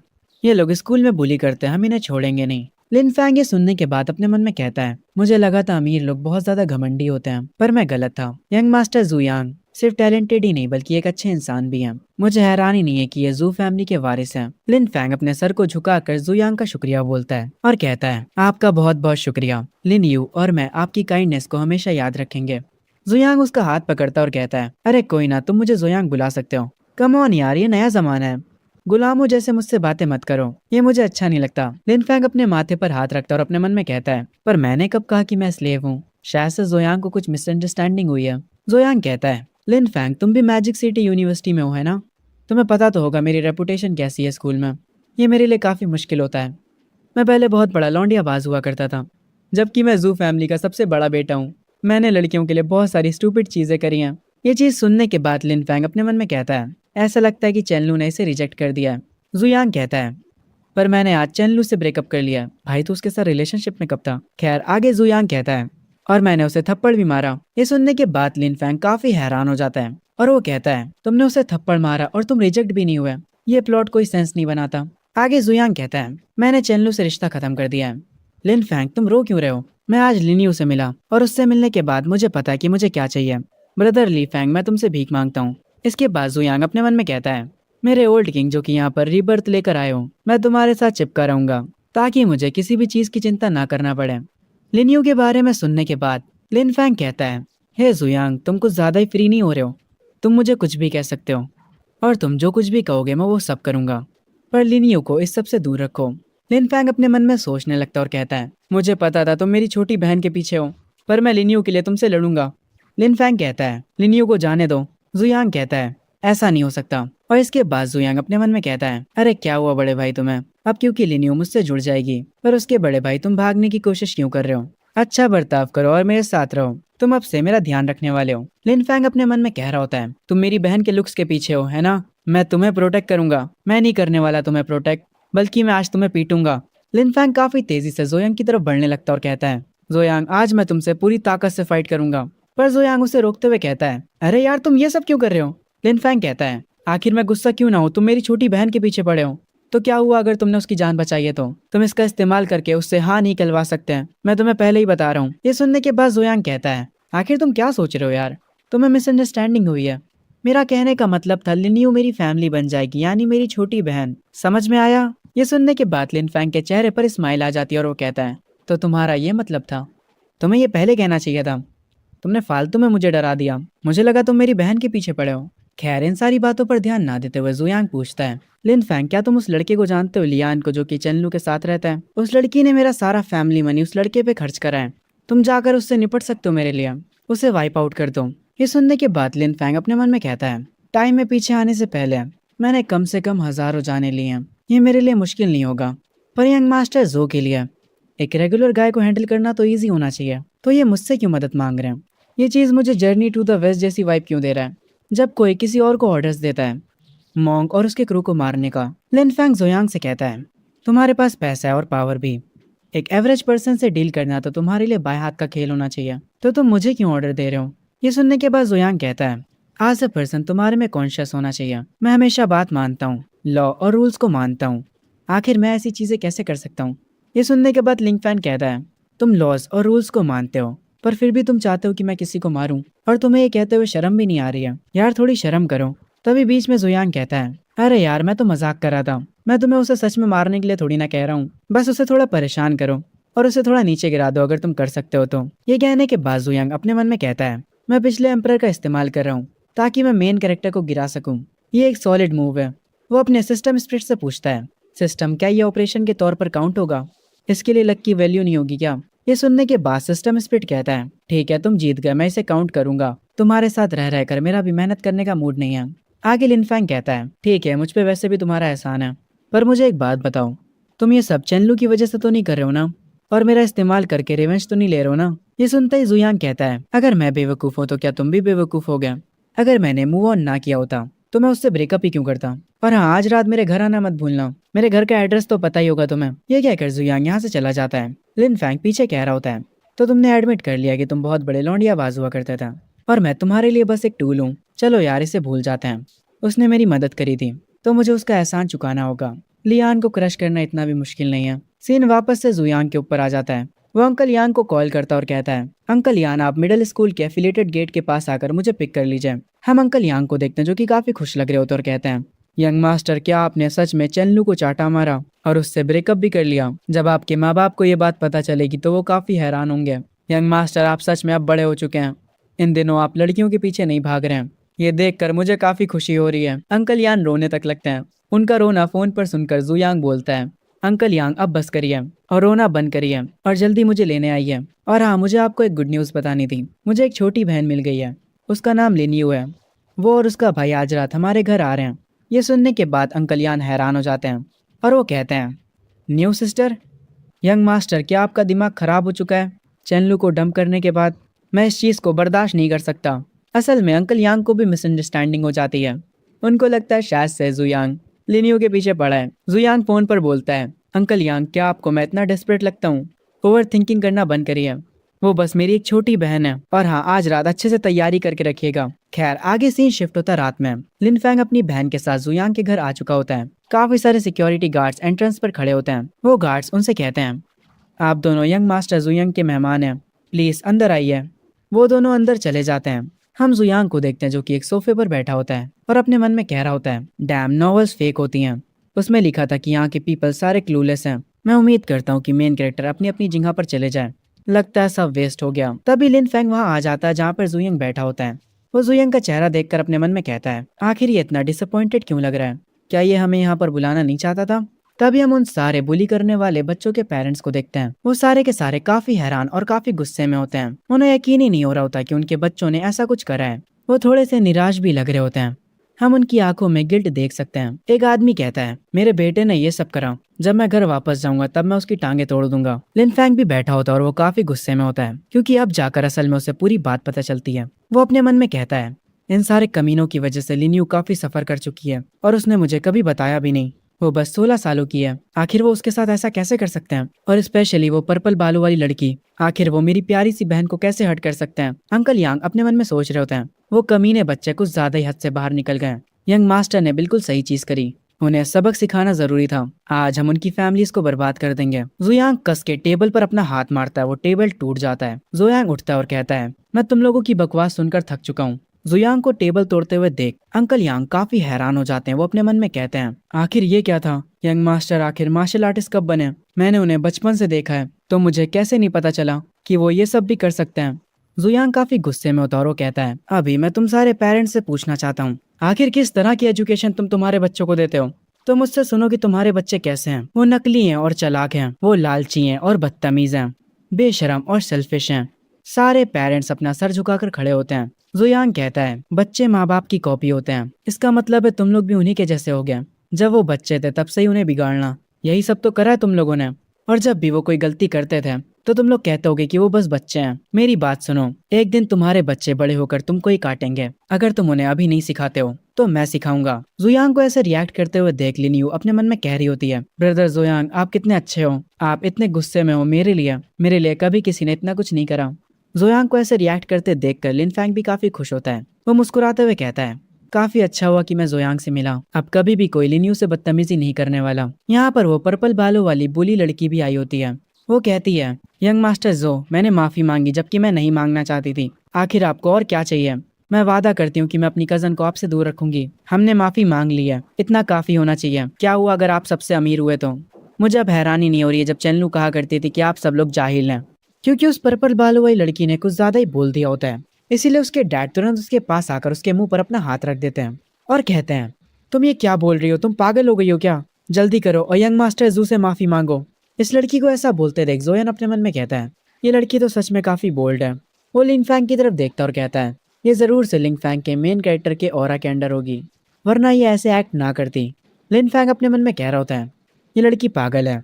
किसी और की तो हिम्मत भी नहीं हो रही यहाँ पर कुछ बोलने की, पर सिर्फ यही अकेली लड़की है जो कि मुसीबत को दावा दे रही है।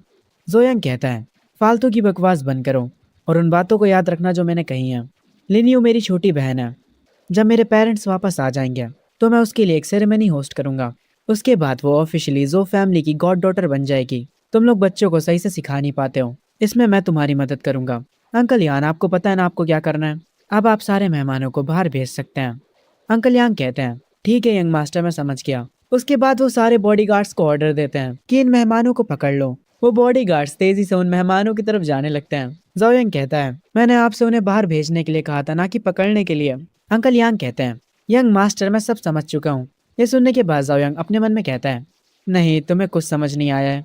तुमसे मैंने कहा ही क्यों? वो बॉडीगार्ड सारे लोगों को पकड़ने लगते हैं और उन्हें घसीट कर एक कमरे में ले जाते हैं। वो सबको जमीन पर बैठा देते हैं। अंकल यांग एक क्रीपी स्माइल देते हैं और कहते हैं, तुम लोग चुपचाप बैठ क्यों नहीं जाते हैं? अगर वो तुम्हें तेजी से मारे तो समझ जाओ ये तुम्हारे कर्मों का फल है। तुम्हें चीजें याद नहीं रहेंगी जब तक हम तुम्हें सबक ना सिखाए। तुम लोगों की हिम्मत कैसे हुई यंग मास्टर की फैमिली की बेइज्जती करने की? लिन फेंग जोयांग के पास आता और कहता है, तुम्हारा शुक्रिया ब्रदर, तुमने लिन युई के लिए काफी कुछ करा है। जोयांग उसे बीच में रोक कर ही कहता है, तुम किस बारे में बात कर रहे हो? छोड़ो यार वो सब, तुम्हें जो करना है करो, पर तुम लिन युई को खुद के साथ सफर करने नहीं दे सकते। जोयांग तुरंत अंकल यांग को बुलाता है और उसकी एक आवाज से अंकल यांग भागते हुए उसकी तरफ आने लगते हैं। वो भागते भागते कह रहे होते हैं, यंग मास्टर क्या मेरे लिए कुछ ऑर्डर्स हैं? अंकल यांग को इतनी जल्दी यहाँ पर देखकर जोयांग हैरान हो जाता है। अंकल यांग कहते हैं, आपको कुछ खाने पीने के लिए चाहिए क्या? मुझे बताइए जो भी आपको चाहिए। जोयांग इनको देखकर अपने मन में कहता है, ये तो मेरे बुलाते ही तुरंत आ गए। वो आगे लिन युई के साथ खड़ा होता और कहता है, अंकल यांग सब कुछ अरेंज करिए। लिन युई कुछ दिनों के लिए यहीं रुकेगी, हर रोज आप ही उसको स्कूल छोड़ने जाएंगे। और अब मैं लिन फैंग से कहना चाहूंगा, भाई तुम उधर दरवाजा देख रहे हो ना, तो जाओ अब खुद से चले जाओ। ये सुनने के बाद लिन फैंग हैरान रह जाता है। वो अपने मन में कहता है, आखिर जोयांग करना क्या चाहता है? इसके पास बुरे इरादे तो नहीं है मेरी बहन को लेकर, पर वो सिर्फ 16 साल की है। जोयांग पर केस करो। खैर आगे लिन फैंग जैसे ही अपनी बहन से बात करने जाता है, अंकल यांग उसे कॉलर से पकड़ते हैं और जाकर बाहर फेंक आते हैं। वो बाहर खड़ा गुस्से में होता है और कहता है, अगर तुम जोयांग के बटलर ना होते हैं तो मैं तुम्हें बताता कि मैं क्या कर सकता हूँ। आगे अंकल यांग गेट बंद कर लेते हैं। लिन फैंग उस गेट के पास जाता और कहता है, अंकल यांग मुझे माफ कर दीजिए, मैं जोयांग की काइंडनेस को समझ चुका हूँ, प्लीज अब मुझे अंदर आने दीजिए। अंकल यांग लिन यू से कहते हैं, अपने भाई के बारे में चिंता मत करो। वो उसे आगे ले जाते हैं और कह रहे होते हैं, यहाँ की मेट्स तुम्हें फ्रेशन अप होने में मदद करेंगी, जाओ और अपने कमरे में अच्छे से सो जाओ। घर के बाहर खड़ा बेचारा लिन फैंग रो रहा होता है, उसके ऊपर पत्तियां भी पता नहीं कहाँ से गिरने लगती हैं। वो आगे कहता है, लिन यू आखिर तुम अपने भाई को ऐसे कैसे छोड़ सकती हो? सी शिफ्ट होता है अगली सुबह। अंकल यांग कार निकाल कर खड़े होते हैं और कहते हैं, यंग मास्टर लिन फैंग और लिन यू प्लीज कार में आके बैठ जाइए। बेचारे लिन फैंग को काफी सर्दी लग रही होती है क्योंकि उसने पूरी रात बाहर गुजारी है। लिन यू लिन फैंग को बताती है, ये इनकी सबसे बेकार कार है, ये अमीरों की दुनिया है। लिन फैंग कार को देखकर अपने मन में कहता है, मैं सच में इमेजिन भी नहीं कर सकता। जोयांग बस शो ऑफ करते जा रहे हैं। जब अंकल यांग इन्हें लेकर यहाँ से स्कूल निकलते हैं तब यहाँ पर एक और भी कार आती है। हम जोयांग को देखते हैं जो कि अपने रूम में बैठा गेम खेल रहा होता है और वो हर बार हार जा रहा होता है। उसे काफी गुस्सा आता है और वो कहता है, क्या इस गेम में कोई चीटिंग कर रहा है? मैं आखिरकार इंस्टेंटली हर गेम में कैसे मरे जा रहा हूँ? तभी एक मेड उसके कमरे में आती है और उसको बताती है, यंग मास्टर यान फैमिली से मिस यान आई है और वो आपसे मिलना चाहती हैं। जो सुन के जोयांग थोड़ा हैरान होता है और कहता है, यान फैमिली से मिस यान? मुझे अब याद आया, वो यहाँ पर कॉन्ट्रैक्ट साइन करने आई है। वो जो मेड होती है वो यहाँ से चली जाती है। जोयांग अपने मन में कह रहा होता है, ये सब सिर्फ इसलिए हो रहा है क्योंकि मेरे जैसा सिम कुछ ज्यादा ही केयर करता था। मैंने ये सब सिर्फ चेनलू के लिए शुरू किया था, उसकी मदद करी और खूब सारे पैसे खर्चा करें, पर इसके बदले में मुझे कुछ भी नहीं मिला। जो फैमिली इस पैसे कमा रही है वो है यान फैमिली और चैन फैमिली। मैं बस एक मिडिल मैन हूँ। वो मेड को वापस से बुलाकर कहता है, यान शियान को मेरे लिए वेट करने के लिए बोलो। तभी जुयंग को याद आता है, यान शियन और चू लिंगटियन, अरे ये तो वही लड़की जिसके पीछे क्रेजी ड्रैगन किंग पड़ा है। तभी हम बाहर एक खूबसूरत लड़की को बैठा देखते हैं और यही लड़की होती है यान शियान। जोयांग उससे थोड़ा वेट कराकर फाइनली उसके पास जाता और कहता है, मिस यान आपसे मिलकर काफी खुशी हुई। हमारे वहाँ देखो तो आज कितनी रेयर गेस्ट आई हैं। यान शियान सोफे से उठती है, अपना हाथ आगे बढ़ाती है और कहती है, काफी टाइम हो गया जू। पर जोयांग उससे हाथ नहीं मिलाता है। वो थोड़ा दूर जाकर सोफे पर बैठ जाता और कहता है, अरे यार मेरे साथ इतना फॉर्मल मत हो, हम इतने सालों से साथ में काम कर रहे हैं, चलो भी अब डायरेक्ट काम की बात पर आओ। यान शियान अपना हाथ वापस से पीछे कर लेती है और अपने मन में कहती है, जोयांग आज थोड़ी वियर्ड एक्टिंग कर रहा है। वो चेनलू की फ्रेंड से काफी अच्छे से बात किया करता था, पर आज इसे क्या हुआ है? यान शियान को देखकर जोयांग अपने मन में कहता है, ये लड़की सच में एक टॉप क्लास रिच ब्यूटी है, ये काफी सुंदर है। नहीं नहीं, मुझे ये सब नहीं सोचना चाहिए, मैं कोई सिंप नहीं हूँ। खैर आगे यान शियान कहती है, मेरे फादर आज बिजी थे, इसीलिए हमारी कॉर्पोरेशन की इंचार्ज मैं हूँ। जोयांग अपना हाथ ऊपर करता और कहता है, मैं उस कॉन्ट्रैक्ट को कैंसिल कर रहा हूँ। ये सुनने के बाद यान शियान को काफी गुस्सा आता है और वो अपने मन में कहती है, ये कॉन्ट्रैक्ट को कैंसिल कर रहा है? क्या ये पागल हो गया है? ये तो चेनलू के लिए पागल हुआ करता था और अब ये कॉन्ट्रैक्ट को कैंसिल कर रहा है। जोयांग अपने सोफे पर बैठा होता और कहता है, मिस यान आपने वो सुना है ना, मैं पहले सिंप हुआ करता था और उस चेनलू के लिए मैंने अपना दिमाग खो दिया था। यान शियान अपने मन में कहती है, तुम ये बात मुझे क्यों बता रहे हो? हर कोई शहर में जानता है। मुझे यकीन नहीं हो रहा इसने खुद से मान लिया, इसके पास काफी हिम्मत है। यान शियान थोड़ा हंसती है और कहती है, जो तुम मजाक कर रहे हो है ना, तुम अभी काफी जवान हो, तो तुम सिर्फ एक लड़की के पीछे क्यों पड़े हो? ये सुनने के बाद जोयांग अपने मन में कहता है, एक सेकंड, ये कुछ गलत नहीं कह रही है। अगर तुम अपनी तरफ इशारा कर रही हो तो मुझे पक्का यकीन है तुम्हारा ड्रैगन किंग हस्बैंड मेरे पीछे चाकू लेकर भागेगा। आगे जोएंग कहता है, पर फिर मुझे पता चल गया। मैं पिछले दिन मंदिर में गया था, वहाँ मुझे बुद्धा का आशीर्वाद मिला। उन्होंने मुझे रास्ता दिखाया और मुझे सब कुछ साफ साफ दिखने लगा। लड़कियां मेरी जिंदगी में बस मुश्किलें बढ़ाती हैं। चेनलू या जो भी हो वो लड़की, वो मेरे टाइम के लिए वर्थ इट नहीं है। ये सुनने के बाद यानशियान अपने मन में कहती है, तो तुम्हें समझ में आ गया। पर बेवकूफ, मुझे ऐसा लगता है कि तुम्हें एलियंस ने पोजेस कर लिया है। कितना बेकार बहाना है तुम्हारे पास। पर रियलिटी में वो मुस्कुराते हुए कहती है, कॉन्ग्रेचुलेशन, तुम्हें अब समझ आ गया। जुयान कहता है, हाँ हाँ मुझे समझ आ गया। और अगर हम कॉन्ट्रैक्ट की बात करें तो उसे कैंसिल करने की अब कोई नीड नहीं है। बस उसे थोड़ा सा बदल देते हैं। उसे चेंज कर दो डायरेक्ट कॉपरेशन में बिटवीन यान एंड जू फैमिलीज में। बाकी सारी चीजें लॉयर्स को हैंडल करने दो। मेरे साथ रहोगी तो तुम बहुत पैसा कमाओगी। ये सुनने के बाद यानशियान अपने मन में कहती है, एक सोलो डील मुझे ज्यादा बेनिफिट होगा। क्या ये मेरे पीछे पड़ा है? पर मैं ऑलरेडी शादीशुदा हूँ। जुयान कहता है, मैंने सुना है मैडम यान का बर्थडे जल्दी ही आने वाला है। इस कॉन्ट्रैक्ट को मेरी तरफ से एक अर्ली बर्थडे गिफ्ट समझ लेना, और जब उनका बर्थडे आएगा तो मैं एक बहुत बड़ा प्रेजेंट लेकर खुद से आऊंगा। ये सुनने के बाद यानशियान अपने मन में कहती है, ओह तो ये सब उनके बर्थडे के लिए है। मैं फालतू में ज्यादा सोच रही थी। मैं कुछ ज्यादा ही नार्सिसिस्ट बन चुकी हूँ। जोएंग कहता है, कोई हमारे मेहमान को बाहर छोड़ कर आओ। यानशियान सोफे से उठते वक्त कहती है, जू मैं तुम्हें बर्थडे पार्टी का इनविटेशन भेज दूंगी। उम्मीद करती हूँ कि तुम जरूर आओगे। और ये कहकर वो यहाँ से जाने लगती है। एक मेड उसे बाहर तक ले जाती है। जोएंग उसे पीछे से बाय बोल रहा होता है। उसके बाद वो वापस अपने रूम में जाने लगता है और कह रहा होता है, ओके सारा काम हो गया, अब सोने का वक्त है। जिंदगी कितनी अच्छी होती है जब तुम सिर्फ रिलैक्स करते हो। जोयांग का सिस्टम स्प्रिट कह रहा होता है, मेरा होस्ट कितना होपलेस है, इसको सनशाइन दे दो और ये शाइन करने लगता है। और ये बंदा टोटली भूल जाता है कि ये एक विलन सिस्टम का होस्ट है। तभी से ही शिफ्ट होता है चैन फैमिली में। काफी सारे बॉडीगार्ड्स यहाँ पर खड़े होते हैं और एक पर्सन सोफे पर बैठा होता है। उसके सामने चेनलू खड़ी होती है। जो चेनलू होती है वो रो रही होती है और उसके गालों पर निशान होता है। वो रोते हुए कहती है, जोयंग ने मुझे मारा और हमारी डील को कैंसिल कर दिया, पर फिर भी उसे मुझे मारना नहीं चाहिए था। मैं रियल विक्टिम हूँ। पर ये सुनने के बाद चेनलू के डैड काफी गुस्से में आ जाते हैं और वो कहते हैं, तुम दोबारा से रोने लगी। तुम बस रोती ही रहती हो। तुम आखिर सोच क्या रही थी? क्या तुम ये सोच रही थी कि तुम जोयंग से पंगे ले सकती हो? चेनलू कहती है, डैड आप उससे डरते क्यों हैं? हमारी चैन फैमिली भी काफी अमीर है, तो मुझ पे इतना गुस्सा क्यों होना? उसके डैड कहते हैं, कुछ भी हो अभी के लिए चीजें ऐसी ही हैं। बातें करने में टाइम वेस्ट नहीं करना चाहिए।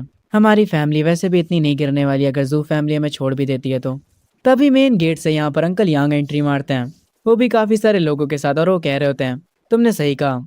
चेनलू के डैड उन्हें देखकर उठते हैं और गुस्से में कहते हैं, तुम्हारी हिम्मत कैसे हुई हमारे घर में घुसने की? अंकल यांग कहते हैं, मैं मास्टर जोयंग का बटलर हूँ। मैं यहाँ पर तुम्हारे कॉन्ट्रैक्ट की पेनल्टी पे करने आया हूँ। ये सुनने के बाद चेनलू के डैड काफी हैरान हो जाते हैं और वो अपने मन में कहते हैं, क्या जोयंग सच में कॉन्ट्रैक्ट को एंड कर रहा है? अंकल यांग कुछ डॉक्यूमेंट्स को अपने हाथ में लेते हैं और वो कहते हैं, ये टोटल 38 कॉन्ट्रैक्ट्स हैं और इन कॉन्ट्रैक्ट्स की वैल्यू है 100 बिलियन। हर कॉन्ट्रैक्ट पे 1 युआन पेनल्टी है। ये लो 40 युआन, छुट्टे अपने पास रख लेना। अंकल यांग अपने मन में कहते हैं, यंग मास्टर का प्लान काफी अच्छा था। पेनल्टी के तौर पर चैन फैमिली को 1 युआन देकर काफी अच्छा लग रहा है। चेनलू के डैड काफी गुस्सा हो जाते हैं और वो कहते हैं, तुम्हारी हिम्मत कैसे हुई हमारी चैन फैमिली की इंसल्ट करने की? ये सुनने के बाद अंकल यांग कहते हैं, अरे फैमिली हेड आप गलत हैं। कॉन्ट्रैक्ट के हिसाब से तो 38 युआन ही पेनल्टी थे, पर हमने आपको 2 एक्स्ट्रा युआन दे दिया। तो ये इंसल्ट कैसे हुई? या फिर आप जू फैमिली को नीचा दिखा रहे हैं? ये सुनने के बाद चेनलू के डैड अपने मन में कहते हैं, ये तो हमारी बहुत ही बेइज्जती हो रही है, पर ये ऑफिशियल कॉन्ट्रैक्ट है। ये बंदा अपने काम में कुछ ज्यादा ही अच्छा है। अंकल यांग हंसते हैं और अपने आदमियों से कहते हैं, चलो यहाँ से चलते हैं। और वो सब लोग यहाँ से जाने लगते हैं। तभी चेनलू के डैड के पास एक बॉडीगार्ड आकर कहता है, मास्टर हम उन्हें जाने नहीं दे सकते। वो ऑलमोस्ट हमारी फैमिली की पूरी वर्थ है। अगर बात फैमिली की आ गई है तो आप जुयंग को चेनलू की शादी का ऑफर दे दीजिए और जुयंग से माफी की भीख मांगिए। चेनलू ये सब सुन लेती है। वो कहती है, आखिर तुम क्या बकवास कर रहे हो? तुम्हें जुयंग के पास जाना है तो तुम जा सकते हो। चेनलू के डैड अपने मन में सोचते हैं, वो 100 बिलियन फैसला करेंगे कि हमारी फैमिली मरेगी या जिएगी। हम इस कॉन्ट्रैक्ट को खत्म होने नहीं दे सकते। चेनलू के डैड भागते हुए बटलर को रोकने के लिए जाते हैं। वो भागते भागते घर से बाहर आ जाते हैं और हम देखते हैं अंकल यांग यहाँ पर काफी सारे रिपोर्टर्स के साथ खड़े होते हैं इन्हीं के घर के बाहर। वो सारे रिपोर्टर्स से कह रहे होते हैं, सारे रिपोर्टर्स मेरी बात सुनो। मैं ऑफिशियली अनाउंस करता हूँ कि जू फैमिली चैन फैमिली से सारे बिजनेस टाइज कट कर रही है। अब से हमारे बीच कोई भी कनेक्शन नहीं है। सारे रिपोर्टर्स एक ही सवाल पूछ रहे होते हैं, बटलर यांग आखिर जू फैमिली अचानक से सारे टाइज क्यों कट कर रही है? अंकल यांग कहते हैं, एक असली कॉरपोरेशन दोनों रास्तों पर चलती है। अगर एक साइड सही नहीं है तो जो फैमिली उनसे जबरदस्ती नहीं करेगी। ये कहकर अंकल यांग अपनी कार में जाकर वापस बैठ जाते हैं और यहाँ से चले जाते हैं। चेनलू के डैडी ये देखकर काफी ज्यादा गुस्सा होते हैं। तभी हम एक बंदे को देखते हैं जो कि पेड़ के पीछे छुप कर ये सब देख रहा होता है। वो अपना फोन निकालता है और किसी के पास कुछ खबर भेजता है। हम एक ब्लैक सूट वाले बंदे को देखते हैं जो कि किसी से बात कर रहा होता है। वो कह रहा होता है जू फैमिली के हेड ने चैन फैमिली से सारी टाइज कट कर ली हैं, वो भी पब्लिकली, और उन लोगों की काफी बेइज्जती भी करी है। इस कंट्री में अब काफी बड़े चेंजेस आने वाले हैं। तभी से शिफ्ट होता है जोयांग के ऊपर, जो कि अपने बेड पर लेटा आराम से मोबाइल चला रहा होता है। इस टाइम पर वो फोन में देखता है हर तरफ उसकी फैमिली के बारे में न्यूज चल रही होती है। जोयांग ये देखकर कहता है इन लोगों को न्यूज के टाइटल तो अच्छे रखने चाहिए था, इतने लेम टाइटल कौन रखता है, हर बार ये लोग टाइटल में शॉकिंग ऐड कर देते हैं। आखिर मेरी सिंप रेपुटेशन कब खत्म होगी। तभी जोयांग के सिस्टम पर नोटिफिकेशन आती है। होस्ट ने लियन को अपने नीचे दबा दिया है, आपको 300 लक पॉइंट्स दिए जा रहे हैं। होस्ट ने लियन को बीट कर दिया है, आपको 1000 लक पॉइंट्स दिए जा रहे हैं। सिस्टम की नोटिफिकेशन को देखकर जोयांग काफी हैरान हो जाता है और वो कहता है पर मैंने कब लियान को कुछ करा, क्या मेरा कोई क्लोन है। तभी वहां पर सिस्टम स्प्लिट आ जाती है और वो अपने मन में कहती है अरे यार ये कितना बेवकूफ होस्ट है, तुमने ही तो लिनफैंग को कहा था लियान को हैंडल करने के लिए, इस पागल को लग रहा है कि इसने क्लोन मूव सीख लिया है, कितना पागल है ये कहने के बाद सिस्टम स्प्लिट चला जाता है। जोयांग अभी भी काफी हैरान होता है। वो कहता है अरे यार मैं तो लिनियान से मिला भी नहीं काफी समय से। तभी सिस्टम स्प्लिट उसे बताता है होस्ट प्लीज अपना दिमाग यूज कर लो, तुम्ही ने लिनफैंग से कहा था कि वो लियान से डील करें और अब तुम खुद ही भूल गए। ये सुनने के बाद जोयांग कहता है अरे हाँ मेरे पास दिमाग हुआ करता था, पर जब से ये सिस्टम मुझे मिला है मैं धीरे धीरे पागल होता जा रहा हूँ, तो ये तुम्हारी गलती है कि मेरे पास दिमाग नहीं है। ये सुनने के बाद सिस्टम स्प्लिट पागल हो जाता है और वो कहता है काश मैं अपना होस्ट बदल सकता, अगर मैं इंसान होता तो मैं तुझे ही मारता। सीन शिफ्ट होता है और हम देखते हैं लिनफैंग कुत्तों की तरह लियान को मार रहा होता है और कह रहा होता है एक्सेप्ट कर रहे हो या नहीं, एक्सेप्ट कर रहे हो या नहीं कि मैं तुम्हें और मारूं। लियान कह रहा होता है आखिर ये हो क्या रहा है। वो अपने मन में कहता है ये बंदा मुझे इतने बेरहमों जैसे मार क्यों रहा है। ये कह रहा है कि अगर मैं एक्सेप्ट नहीं करूंगा तो ये मुझे मारते मारते मार देगा, और जब मैंने एक्सेप्ट कर लिया तो ये मेरा मजाक उड़ा रहा है और उसके बाद मुझे दोबारा मारा। आखिर मैं करूँ तो करूँ क्या, आखिर इसे किस तरीके का जवाब चाहिए था। तभी हम थोड़ी देर पहले का सीन देखते हैं कि आखिर ये लड़ाई शुरू कैसे हुई। तो बेसिकली ये दोनों कैंपस हॉल में थे। लिनफैंग आकर लियान को धक्का दे देता है। लियान कहता है अंधा है क्या बे। लिनफैंग हंसते हुए कहता है यार मैं तुमसे गलती से टकरा गया था और तुम डायरेक्ट ही मुझे गाली देने लगे, मैं तो बस माफी मांगने ही वाला था, पर क्योंकि अब तुमने मुझे गाली दे ही दी है, तुम एक अच्छे इंसान नहीं हो, तुम्हें एक जेंटलमैन की तरह रिएक्ट करना चाहिए था, पर अब क्योंकि तुमने जेंटलमैन जैसी एक्टिंग नहीं करी तो चलो अपने हाथों से मामले को सॉल्व करते हैं। ये सुनने के बाद लियान अपने मन में कहता है मैं पहले स्टेज के पीक पर हूँ, कल मैं जोयांग से थोड़ा हार गया था पर वो अलग बात है, अब तो मुझे रैंडम लोग भी आकर हल्के में ले रहे हैं, इनकी ऐसी की तैसी ने सबक सिखाना होगा। वो लिनफैंग से कहता है ठीक है आओ चलो बाहर चलते हैं, और वो फिर लिनफैंग के साथ बाहर चला जाता है। सीन प्रेजेंट पे आता है और हम देखते हैं लिनफैंग कुत्तों की तरह लियान को मारे जा रहा होता है। लिनफैंग अपने मन में कहता है मैंने नहीं सोचा था कि इस बंदे को मारने से मुझे सिस्टम का रिवॉर्ड मिलेगा, मैं डायरेक्ट मास्टर से फाउंडेशन स्टेज पर आ गया, मुझे काफी मजा आ रहा है, जोयांग काफी औसम बंदा है। लियान कहता है छोड़ो मुझे, लड़ाई करना बंद करो, अब मैं हार चुका हूँ, मैं गिव अप करता हूँ। लिनफैंग उठ जाता है और उसे छोड़ देता है। लिनफैंग कहता है इस बात को याद रखना बच्चे, अब से अपनी आंखें खुली रखना, तुम हर किसी से पंगे नहीं ले सकते हो। ये सुनने के बाद लियान को गुस्सा आता और वो कहता है आखिर तुम हो कौन, अगर हिम्मत है तो अपना नाम बताओ। लिनफैंग कहता है मेरा नाम लिनफैंग है और मैं इकोनॉमिक क्लास 2 से हूँ। अब तो मैंने तुम्हें नाम भी बता दिया और क्लास भी, जो बिगाड़ पाओ बिगाड़ लो, मैं वैसे भी हर टाइम तैयार रहता हूँ। ये कहने के बाद लिनफैंग यहाँ से चला जाता है। लियान काफी गुस्से में होता है। वो अपनी पॉकेट से अपना फोन बाहर निकालता है और अपने एक अंकल को कॉल करता है और कहता है अंकल शियान मुझे किसी ने कॉलेज में मारा है, आपको मेरी मदद करनी होगी। फोन के दूसरी तरफ से आवाज आती है तुमने क्या कहा, किसकी हिम्मत हुई तुम्हें मारने की, लग रहा है उन्हें अपनी जिंदगी से प्यार नहीं है। लियान कहता है वो हमारे ही कॉलेज का बंदा है, एक गरीब लड़का जिसका नाम लिनफैंग है। उसके अंकल फोन की दूसरी तरफ से कहते हैं ठीक है तुम बस इंतजार करो, उस बंदे की फील्डिंग मैं सेट करता हूँ। तभी हमें थोड़ी देर बाद का सीन दिखाया जाता है। कुछ पुलिस वाले लिनफैंग को घेर लेते हैं। एक पुलिस ऑफिसर उससे कहता है तुम्हारा नाम लिनफैंग है ना। लिनफैंग कहता है हाँ मेरा ही नाम है लिनफैंग, क्या हुआ। पुलिस वाला अपना आईडी कार्ड दिखाता और कहता है मैं लॉ इन्फोर्समेंट से चीफ वोंग हूँ, डिप्टी डायरेक्टर शियान ने तुम पर रिपोर्ट करी है, उन्होंने कहा कि तुमने अपनी एनर्जी का यूज करके किसी को हर्ट करा है, चलो हमारे साथ आओ इन्वेस्टिगेशन के लिए। ये सुनने के बाद लिनफैंग हैरान रह जाता है। वो अपने मन में कहता है मैंने अपनी पावर्स का यूज करके किसी को मारा, पर मैंने तो उसे अपने हाथों से मारा था, लियान ने मुझ पर झूठा केस लगा दिया। लिनफैंग जल्दी से अपना फोन निकालता है और किसी को फोन लगाता है। वो पुलिस वालों से कहता है एक सेकंड रुक जाओ, मुझे किसी को कॉल लगाने दो। ये सुनने के बाद वो पुलिस वाला अपने मन में कहता है ये लड़का बेचारा अनलक्की है, ये चाहता तो किसी से भी पंगे ले सकता था, पर इसे डिप्टी डायरेक्टर शियान से ही क्यों पंगे लेने थे। अब इसका कुछ नहीं हो सकता। ठीक है लिनफेंग, जिसको कॉल कर रहे हो उसको जल्दी कॉल करो, हमारा टाइम बर्बाद मत करो। लिनफेंग जोयांग को कॉल करता और उससे कहता है, जोयांग मुझे अरेस्ट किया जा रहा है। लियान ने मुझे झूठे केस में फंसा दिया है कि मैंने उस पर वेपन से अटैक किया है। जल्दी कुछ करो और मेरी बेल कराओ। ये कहकर लिनफेंग कॉल को काट देता है और पुलिस वालों से कहता है, चलो चलते हैं। लिनफेंग अपने मन में कहता है, यार पर मैं तो इमॉर्टल एम्परर हूँ, मुझे तो इस दुनिया पर रूल करना था। मेरा बस आज दूसरा दिन है अर्थ पर और मैं आज ही जेल जा रहा हूँ। ये कितना एम्बैरेसिंग है। सीन शिफ्ट होता है जोयांग पे। वो ये सुनने के बाद हंसने लगता है और कह रहा होता है, बताओ ये लोग फॉर्मर एम्परर को जेल में भेजने वाले हैं। ये प्लॉट ट्विस्ट तो काफी अजीब है। नॉवेल्स में तो पुलिस वाले चीजों से दूर रहते हैं, पर ये चीज लिनफेंग के साथ क्यों हो रही है। मेरा नंबर 1 हेल्पर अरेस्ट हो चुका है। जोयांग अपने कोट को पहनता और कहता है, मुझे उसकी मदद करनी होगी। आखिरकार लिनफेंग ने मुझे 1800 लक पॉइंट्स दिए हैं। सबसे इम्पोर्टेंट बात, वो मेरा टॉप का बंदा है। मुझे ऑलरेडी ईवल स्प्लिट मून मिल चुका है। जो फॉर्मर एम्परर है वो अब सेफ है। सीन शिफ्ट होता है पुलिस स्टेशन पर। जुयांग चेयर पर बैठा होता है। एक पुलिस वाला उसे चाय देते हुए कहता है, यंग मास्टर जुयांग अपनी चाय को एंजॉय करिए। लिनफेंग जुयांग के पीछे खड़ा होता है। जुयांग चाय के कप को पकड़ते हुए कहता है, अरे इतने फॉर्मल मत होइए कैप्टन वोंग, मैं बस यहाँ पर किसी की बेल करवाने आया हूँ। जुयांग के साथ कैप्टन वोंग का बिहेवियर देखकर लिनफेंग काफी हैरान हो जाता है और वो अपने मन में कहता है, तो ये होती है पैसों की ताकत। अभी कुछ टाइम पहले ये कैप्टन वोंग कितना सीरियस था, पर जैसे ही उसने जुयांग को देखा वो अब हंसी मजाक करने लगा। जुयांग चाय के कप को नीचे रखता और कहता है, लीगली ये एक म्यूचुअल फाइट है, ना कि वन साइडेड असॉल्ट। मैं कॉम्पनसेट और सेटल करने के लिए तैयार हूँ। ये सुनने के बाद कैप्टन वोंग कहते हैं, यंग मास्टर जो बिल्कुल सही कह रहे हैं, मैं लियान से बात करूंगा। जोयांग उठता है और हंसने लगता है। वो हंसते हंसते कहता है, मुझे यकीन नहीं हो रहा कि तुम पकड़े गए। मैं हंसते हंसते कहीं बेहोश ना हो जाऊं। जोयांग अपने मन में कहता है, इन लोगों ने एक एम्परर को जेल में रखा था। ये कितनी फनी बात है यार। लिनफेंग अपने मन में कह रहा होता है, आखिर इसे इतनी हंसी क्यों आ रही है, इसमें फनी क्या था।